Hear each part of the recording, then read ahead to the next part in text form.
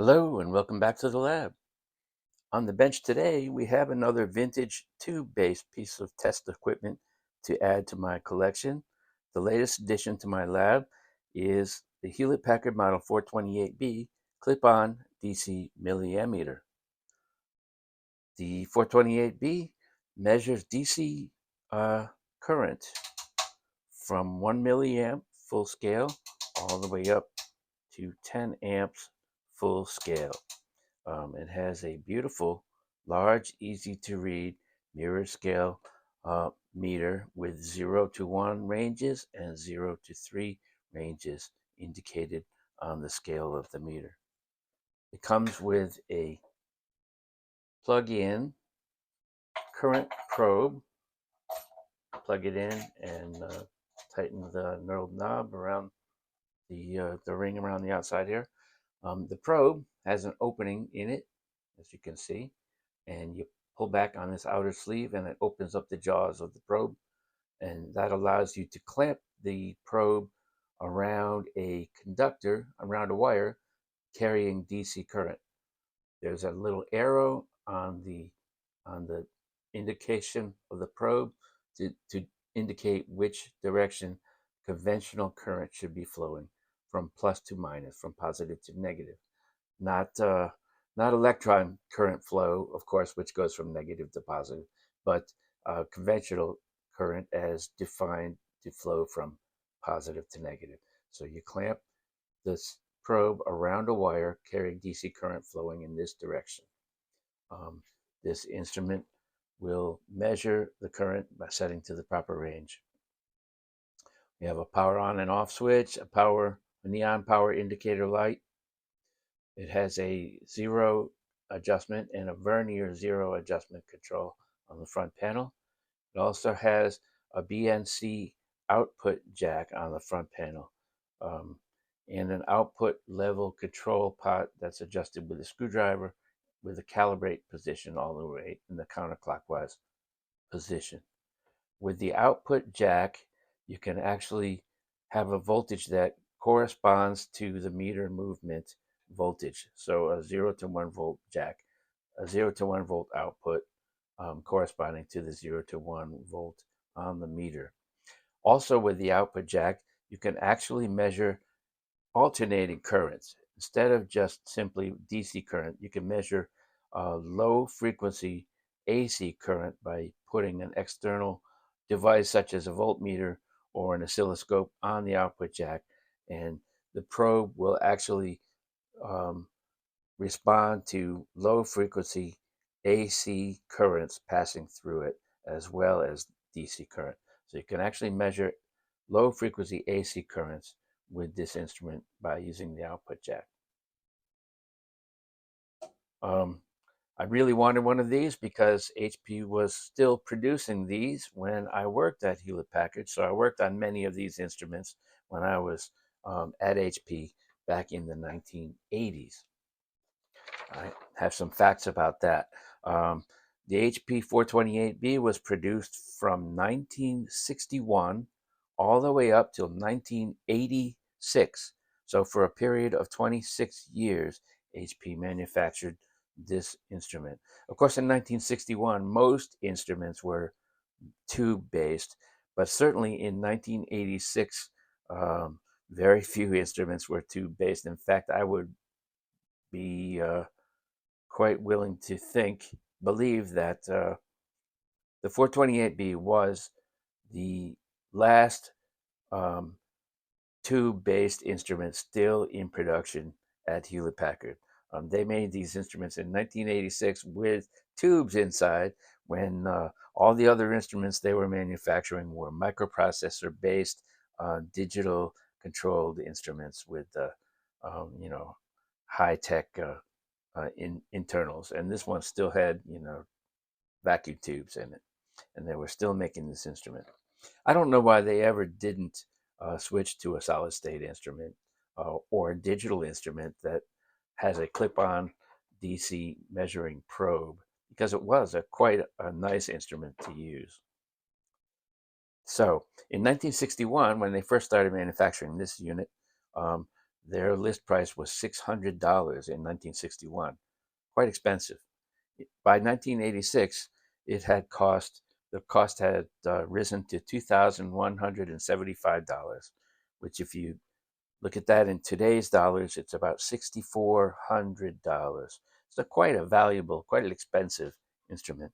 But I imagine that in 1986, even at $2,100, it was not really a money-making proposition for Hewlett Packard. Um, they were very expensive to manufacture with the vacuum tubes inside, even back then. And they probably lost money on each one when they manufactured them at that price. I know that this particular one must have been manufactured after 1970 or so because of the olive gray color of the output.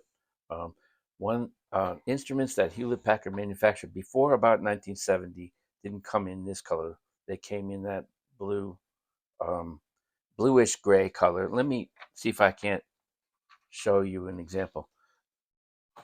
Um, yeah, here we go. I don't know how well this shows up on the screen. Um, Here's my 400H vacuum tube voltmeter that was made before 1970, and you can see it has this bluish gray color, whereas uh, after 1970, they switched to this greenish gray color, this olive gray. I think they called this slate gray or something. I don't remember exactly. And I think they called this olive gray color. Um, Before 1960, they had another color was sort of a brownish, almost a violet color that the earliest vacuum tube instruments were manufactured in that sort of weird purplish, grayish, brownish color. I don't even know how to describe it, but it was a highly textured finish where these are much smoother. So starting in 1960, they went to the smoother gray, and then starting around 1970, they went to this greenish gray color as well. All right, so so we know that this instrument was manufactured after about 1970 for sure. And you can also tell that because on the rear panel, let's take a look at the rear panel.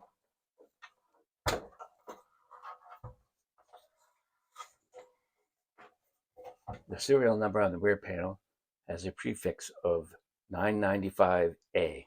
Now the A stands for America, so this was made in the USA. And the first digit of the serial number is a 9. That means they started production of this main uh, production run of 428Bs after 1969. So at least 1969, but you can tell because of the color, probably after 1970.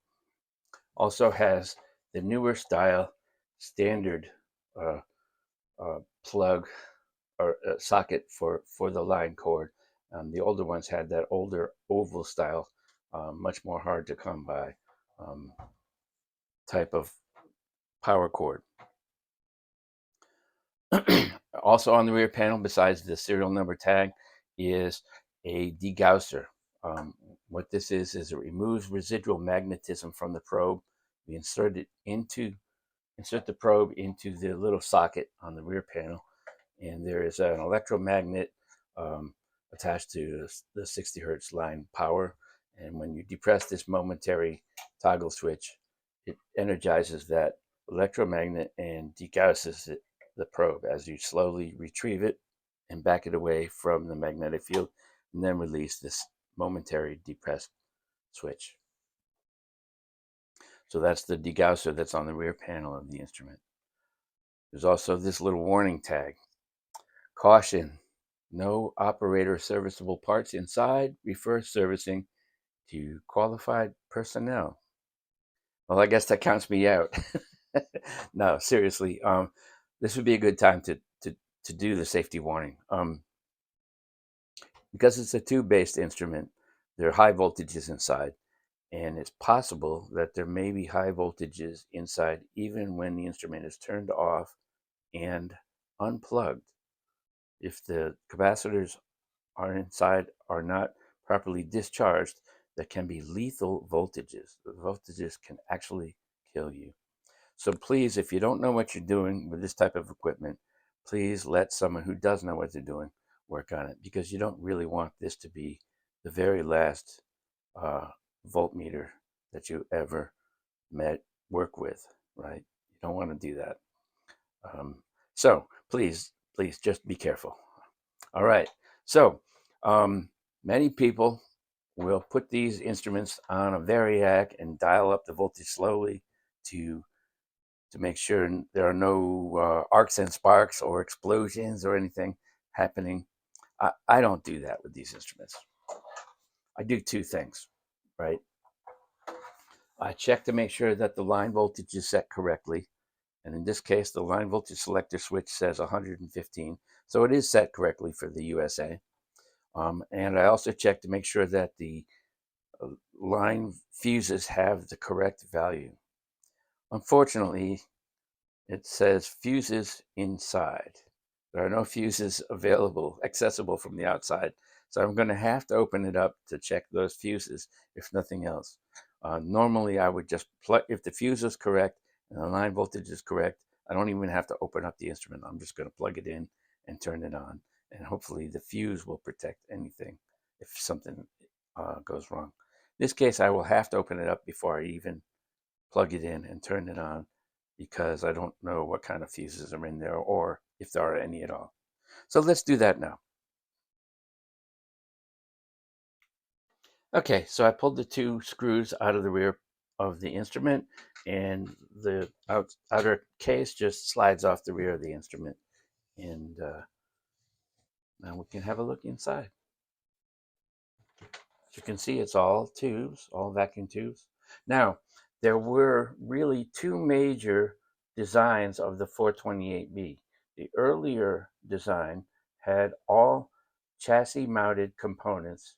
All the tube sockets were mounted on an inner chassis, and there were several small turret-style circuit boards with passive components on them, all the resistors and capacitors and so forth. And they would all be mounted on the standoffs on the inner chassis with point-to-point wiring in between all the components. The newer style, which is what we have here, had a main circuit board with all the tube sockets mounted directly onto the printed circuit board. I don't really care for that design, that style of manufacturing where you have these heat generating tubes mounted directly on your circuit board. I don't think it's the best design, especially thermally. But that's what HP did, and these were quite durable and quite reliable. So that's what we have here. You can see on these tubes. Let's pull one out. I don't know if you can see this. Let me turn my light on. Still can't see it.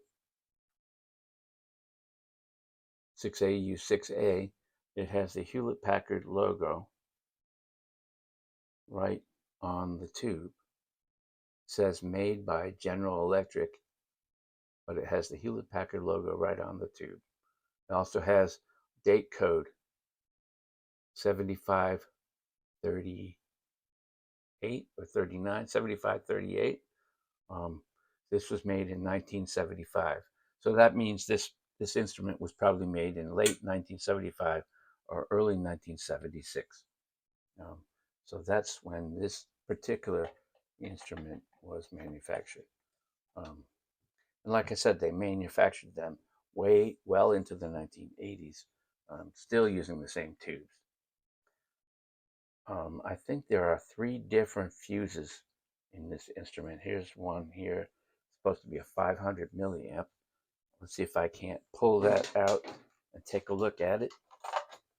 See what kind of fuse we have in there. Let's use some pliers and just carefully pry it out. It's not going to come out, is it? All right, I'm going to have to pause the camera and get it out. Okay, that is indeed a 1/2 amp fuse, standard blow fuse. So that's the correct fuse.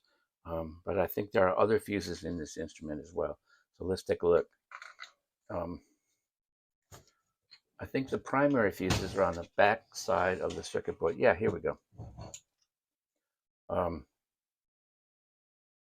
says for 115 volts, which is what we have, there should be a 1 amp, 1 AT, a time delay fuse, a 1 amp slow blow fuse. For a 230 volt primary, it says 500 milliamp time delay. So these should be a 1 amp slow blow fuse. So let me pull them out and take a look to see if they are the correct fuse. And if I take a close look at that, it is indeed a 1 amp slow blow fuse. Okay, so that one's the correct fuse. This one looks the same. Let's see if we can get that one out.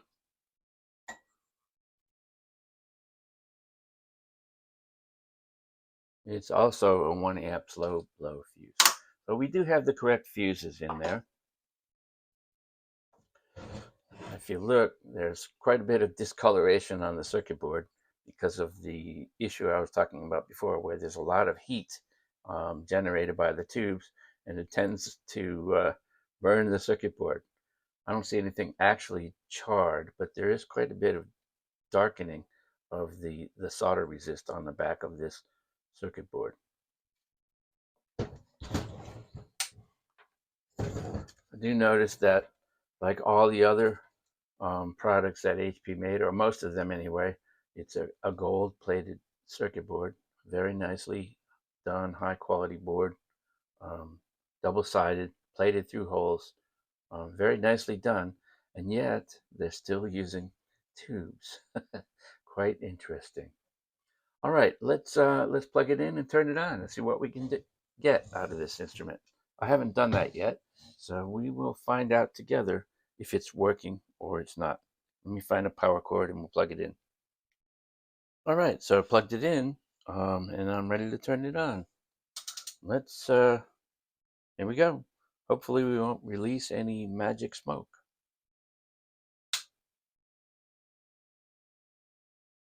Well, we can see the neon power indicator comes on. I don't see any magic smoke. I've noticed that the meter went off the scale in the negative direction. Oh, the zero control seems to be working.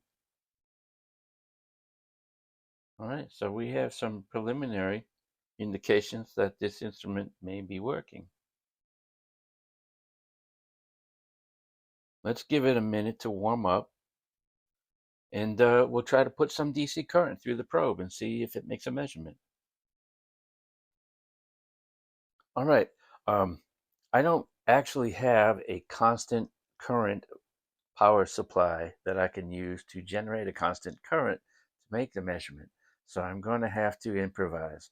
And so I've configured a test setup, and I'm going to try to show you how it's all put together, but it's going to be hard to do because I got to move the camera around and stuff. But we're going to try to do that. So my DC power supply is way up here at the top of the stack, up there. That's my HP 6205C power supply. It's a voltage supply. It's not an adjustable current supply, so I have to just use that as a voltage source.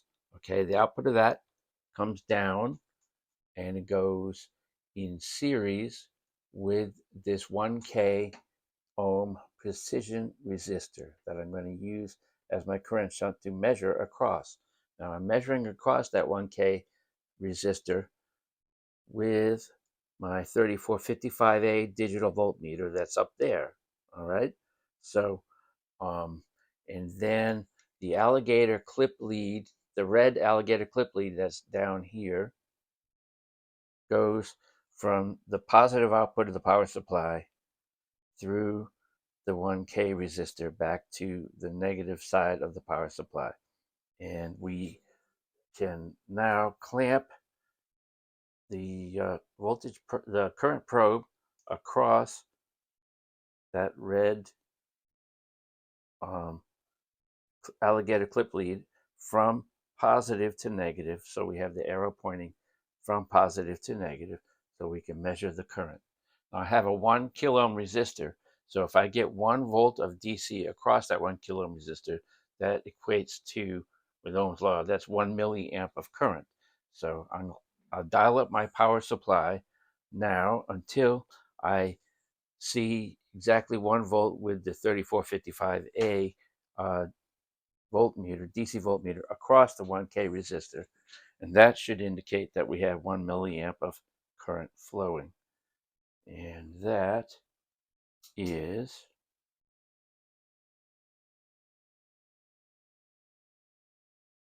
right about there. We have just about exactly 1 volt of current across the 1K resistor. The meter is reading a tiny bit low. It looks like it's reading about 0.93 milliamps. I'm not sure what the spec is. Also seems to be jumping around a tiny bit. Now it's reading 0.98 milliamps. So it's jumping around more than a tiny bit, quite a bit. That may be because the chassis is, because the outer case is off the instrument.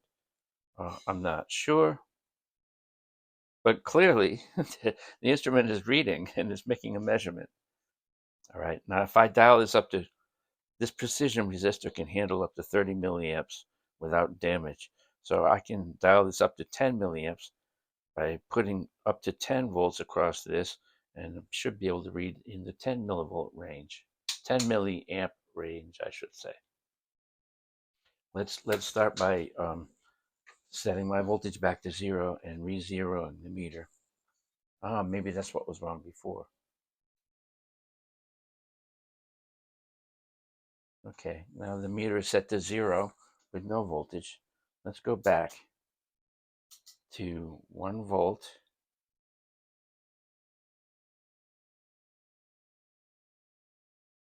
There's 1 volt on the 1 milliamp range.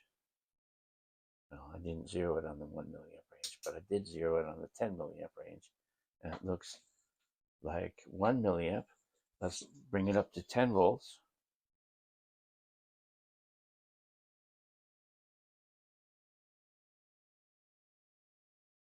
All right, there's 10 volts right there. And it looks like exactly 10 milliamps. Wow, 10 milliamp range is reading perfectly, dead on. In fact, let's zoom in a little. It's pretty much spot on, perfect, exactly 10 milliamps. That's about the most I can put through this 1K resistor. But if I drop it down to have some other precision resistors, I can drop it down to a 10 ohm resistor that I have here. That can handle up to 300 milliamps. So let's do that, and we'll try to get 100 milliamps out of it at least, maybe 300. All right, let's see what we can do here.